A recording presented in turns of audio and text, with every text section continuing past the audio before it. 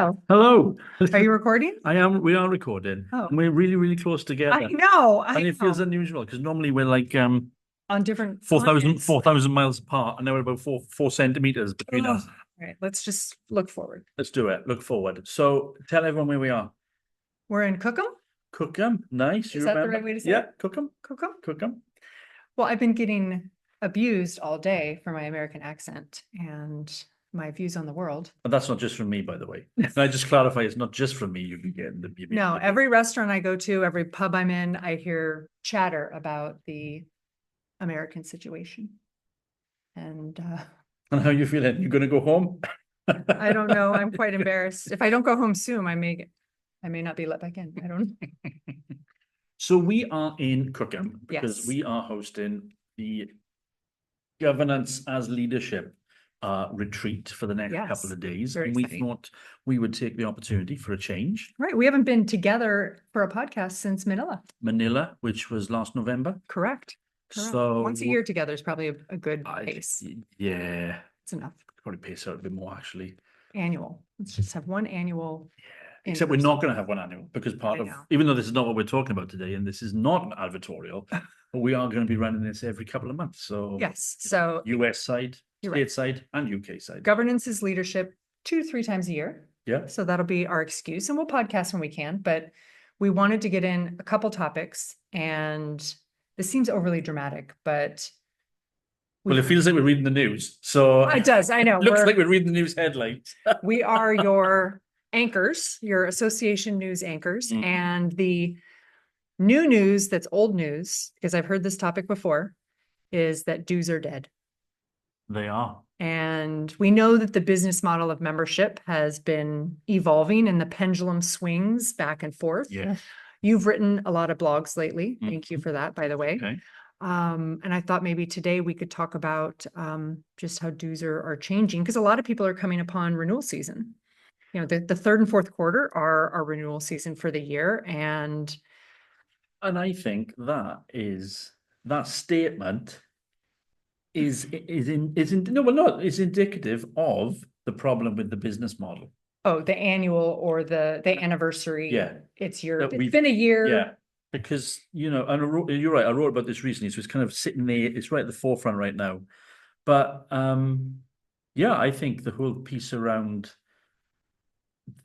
the annual cycle, I think is proving more prohibitive than fruitful for organizations these days. Well, like many things I think associations are dealing with in growing pains sense is things like dues and the membership structure have been built for the organization. They're not necessarily what's best or convenient for, or even structured around the delivery of value. Yeah.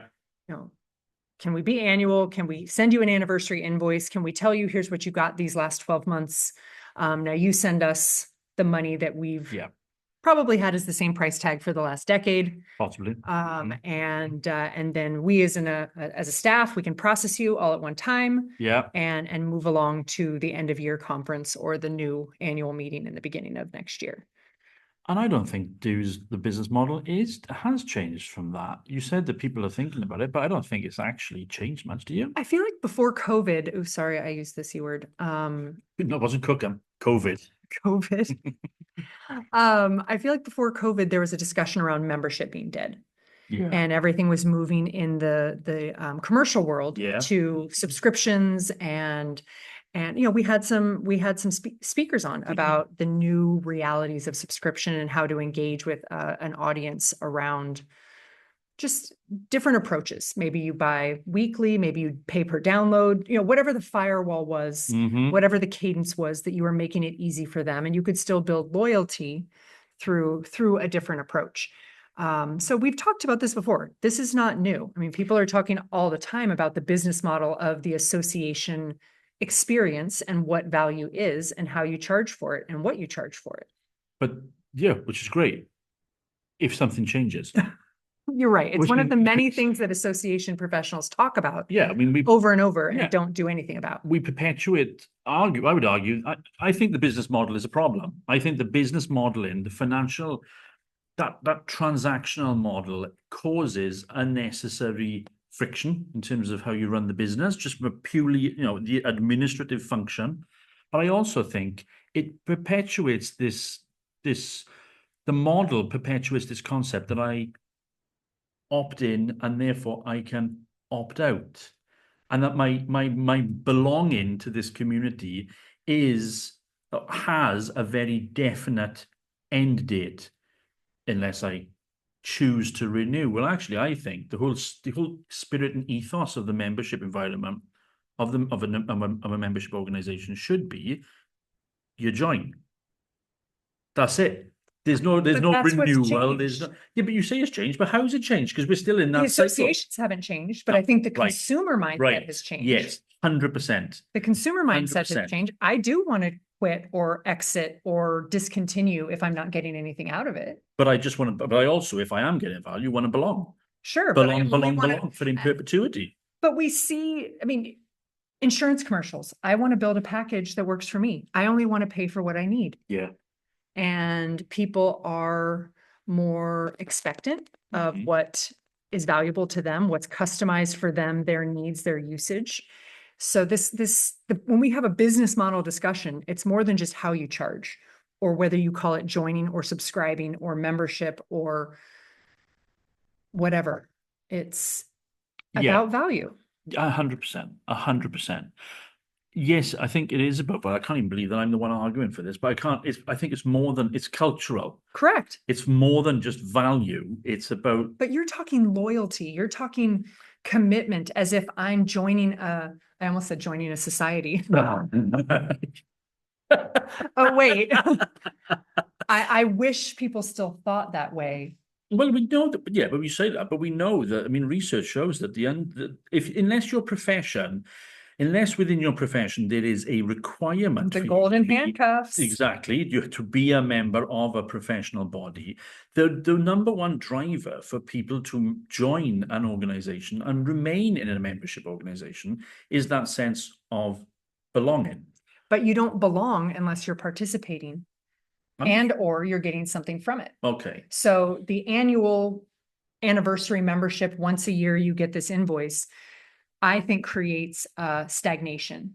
It creates I agree.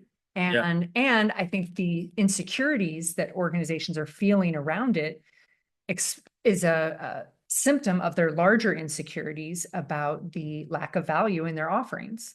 Fair point. Okay. Absolutely. All right. So we're actually agreeing. I think we are agreeing, but I just think where we differ, where we kind of starting from is a different perspective. That's all. I do agree 100%, because I mean, yes, the need to belong is only as strong as the value there's something that I'm what you get for it. Yeah, right. Absolutely So agree. Yeah. You cast that in a negative light, and I don't think there's anything wrong with the selfishness of needing something that benefits me and my profession or my career as to why I'm participating, why I'm giving, why I'm spending my money or my time. I didn't cast it in a negative light. I know, but you want this whole loyalty thing. You want people to think bigger beyond the transaction. And the transaction has to be successful first. Oh, which comes first, chicken or the egg? Me wanting to be there, me getting something out of it, and me wanting to continue on with you is what comes first. Okay. No? Yes and no.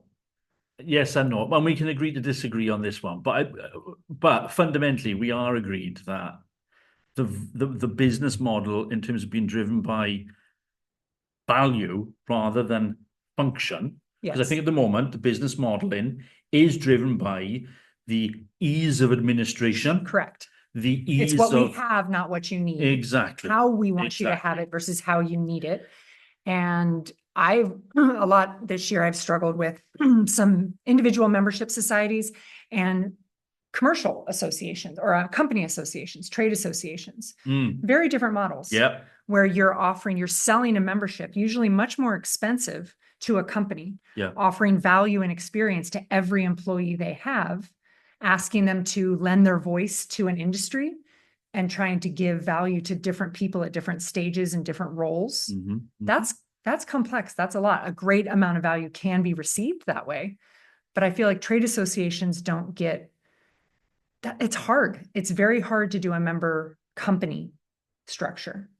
And I don't think people give trade associations the credit they're due. Mm. And I don't know that trade associations are good at quantifying the value that an entire company could get from participation with the organization. And do you think that is then why we go into this? We get people throw themselves into the debate around, the Netflix model, the software as a service model, the Patreon model. It's B2B or B2C. Yeah.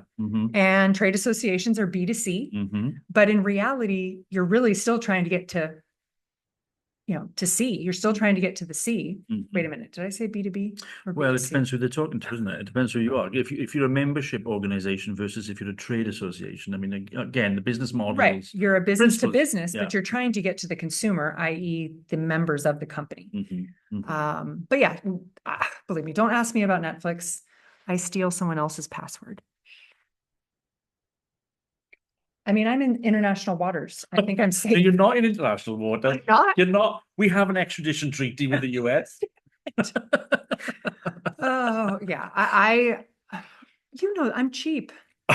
I think I use my in-laws Hulu or Apple Plus. Anyway, I think we don't pay for too many subscriptions. Okay, right. Okay. So now are we advocating that people just steal their membership value? No.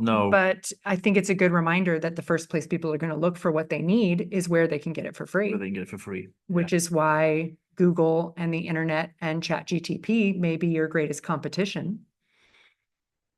100%. So, and this again, not new, but what are people doing about it? I think people are paralyzed.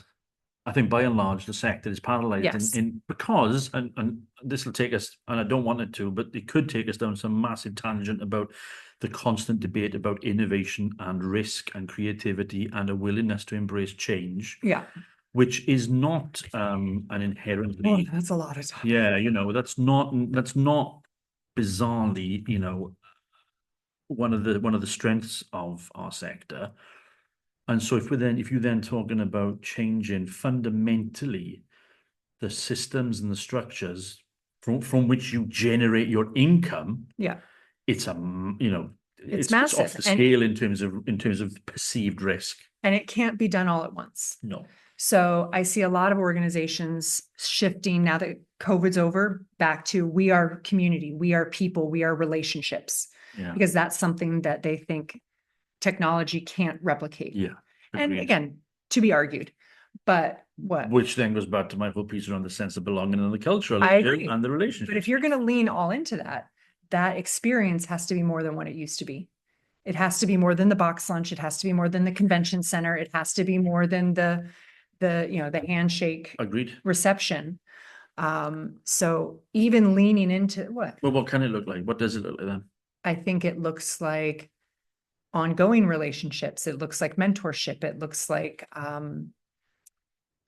like intentional pairings of people that have similar needs or similar interests. It looks like creating a passport experience where someone's saying, I went to this, I did this, now I have a totality of knowledge.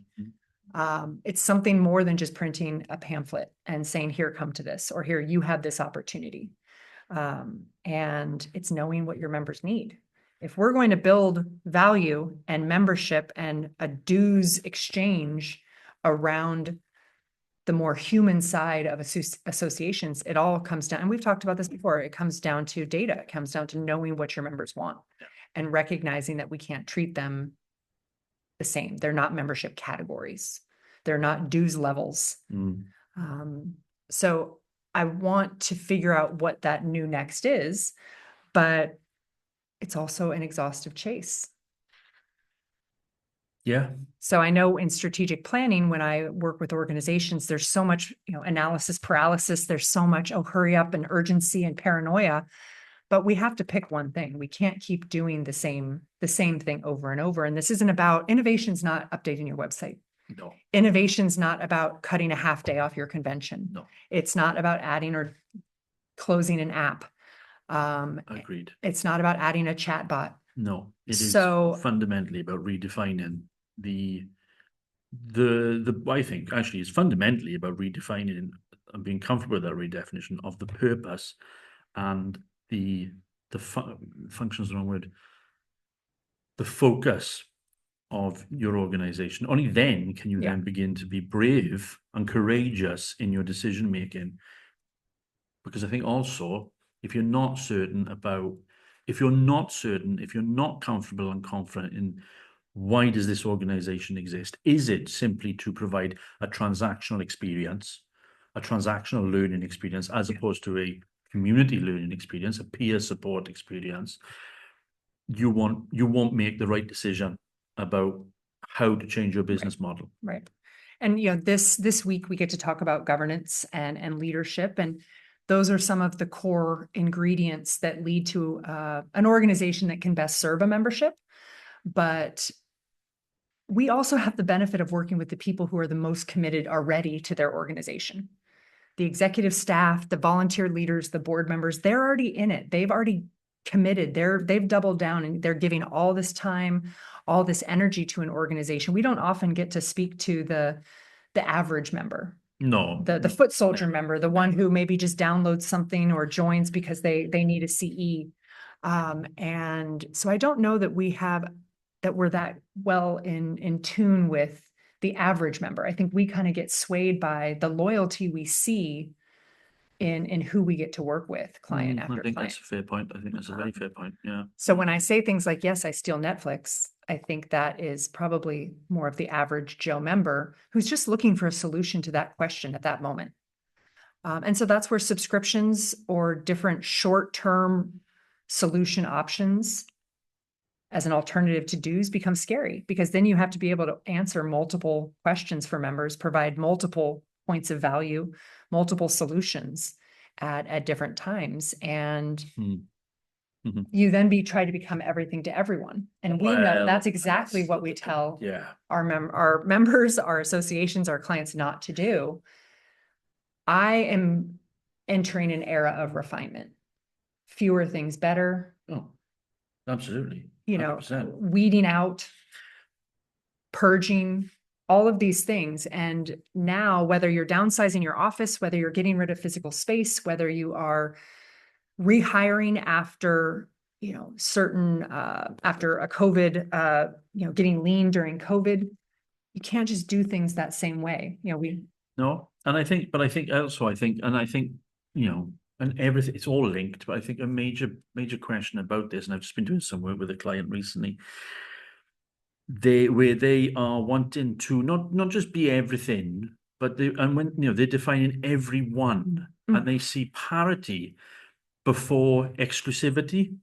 So they say, I remember a planning meeting with the staff and saying, well, we have to make sure that everybody has access to this material because the stuff we're producing is really, really good and it'll help you do your job and have value and impact. And I said, right, so what's the point of being a membership organization then? We may as well just be a service provider. Yeah. We may as well just be a shop that sells some stuff. Right. And that really, it did stop them because they thought, well, hang on a minute. Because I said, well, so you go back to the mission. Yeah. Are you serving? We're either an exclusive club, society, association, trade body, membership, whatever, or we're not. And I think, again, one of the things that is muddies the water about the conversations about, well, how transactional are we, is this whole member, non-member debate as well. I think that further muddies the water because arguably, if we're generating a ton of income from non-members because they're spending non-member rates. Are you opposed to this? Philosophically, are you opposed to doubling the price on something, whether it's in a registration or it's a white paper or it's an online course? Are you opposed to the concept of doubling the price for that for a non-member versus a regular member and benefiting from that additional revenue? Not at all. What I am opposed to is applying equal marketing efforts. Applying equal attention to the two streams. So it can be an extra. It can be something that happens and you're prepared to deal with, but not something you seek out. I think I agree. I think the whole non-member business income stream is a massive distraction. But what if the non-member income is what allows you to deliver free or very, very discounted services to the members who otherwise could not afford it? That's a flawed business model right there, though, isn't it? That's a flawed model. Well, it's not sustainable and No. it's dependent on an audience who doesn't need you Yeah. because you're selling to them at a higher price. And arguably for us to be able to maintain that level of Yeah. income to continually sustain free or free at the point of use resources, then arguably the people who are paying for it, the non-members, actually should be members. Yeah. Yeah. So no, it's a flawed model. All right. So if we just published the association's role in trust Yep. and society's larger battle with trust. Mhm. What's our next white paper going to be about? Can we talk about the business model element of this? Let's do it. Yeah, I like that very much. Because again, it's been talked about. There are people who this is all they talk about. And I think we can probably find a few interesting people to have on to chat about. I'm tired of talking about it. Yeah. I want to figure out, here's scenario 1, here's scenario 2, here's scenario 3. Yeah. Because this, as people's financials towards the end of the year come in, and we've seen survey results from MGI and all the rest who are saying that membership is declining. Yeah. And again, this isn't about the consolidation and the buyouts and the business closures that we've seen over the last few years. This is just people deciding, I don't need to join. Yeah. Something's going to have to change in the financial structure of participation. And I think now 2020, when coming into the last quarter of 2025, I actually think post-pandemic, I think we spent a lot of time a number of years telling ourselves that we were on the road to recovery, but actually there's such clear water between us and the economics of the pandemic that actually I think it's a very real. The circumstances are not related to that anymore. No, and just getting your events back didn't mean that you survived or you succeeded. And I think possibly, we're doing a lot of work with people talking about 2030 and what does the world look like, and actually, it's not that far away. 2030, well, 2030 is medium term, right? Yeah, it's the pandemic away. Yeah. So this is the economics of it are a very real problem. And we have no more excuses to say, in the UK context, for example, oh, well, it was Brexit sorting itself out. There's too much clear water now. Yeah. Yeah. This is just the financial reality in which we are working. And we cannot use any more excuses to kick this can down the road any further. But if you are planning for something or a change needs to occur, you're not building, if you're sending dues invoices in the traditional status quo way in the next 60 days, you're not making a change and building out a new model for 2026. Oh, no. You're building out farther than that. I would argue that our white paper almost needs to create a scenario plan for your new model, your new business model, your new membership structure for 2030. So you have the time to wean yourself off to create other non-dues streams. There's an entire marketing and communications campaign around this that has to help members and non-members understand. Completely. I would say 36 months might even be the shortest time frame that you would roll out something of, depending on how dramatic it is and what size your membership may be. That this is not even within a strategic plan. No. This is even longer than that, possibly. Totally, 100%. But I think it's an absolutely correct observation to say here we are, we're fast approaching 26. If you want change for 2030, you've got to start talking about it now. Yeah. Well, I just worked with a credentialing organization, and a lot of their revenue is test prep, exam prep materials, and they're competing against AI. And so what does your revenue streams, membership or otherwise, what are they dependent on that AI has now circumvented you and circumvented your products and your services? And maybe 2030 is still even too far away for some of this scenario planning. We have to be a little more, maybe it needs to be 24 months, 36 months, and we try things, we experiment, we fail fast, and we adapt. I'm not doing 5-year strategic plans anymore. Oh God, I don't remember the last time I did a 5-year. So I don't know why we would write a 5-year business plan. No. Let's do it shorter. Let's create a fake association. Oh. And build this case study. Charge extra for non-members. Yeah. Let's build it up as we see all the problems that the associations that we help or that we've heard of have. And then let's write the white paper Okay. to help it emerge from this with a model. Let's do it. I love it. Let's do it. I mean, what are they going to do? Fire us? Probably. The fake association will I'll probably fire get us? fired from them as well. You might get I'll probably fired. get a bad 1-star rating from those guys. They'll send you an RFP and then They they'll ask me to submit my response and then tell me, oh, thanks, but we decided not to do anything. they'll give it to me and then I'll. And they go, but actually we benchmarked and you're far too cheap. All right, so we have a plan.